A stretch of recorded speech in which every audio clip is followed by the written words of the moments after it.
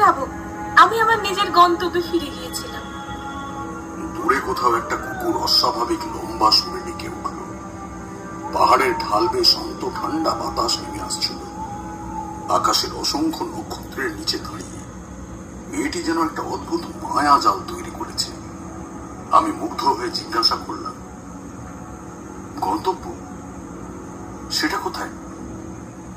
মেয়েটি তার হাসি চেপে ধরে গম্ভীর গলায় বলল, অরণ্যের গভীরে, অনেক গভীরে, যেখানে দিনের আলোও পৌঁছায় না, যেখানে সচরাচর কোনো মানুষের পায়ের ছাপ পড়ে না।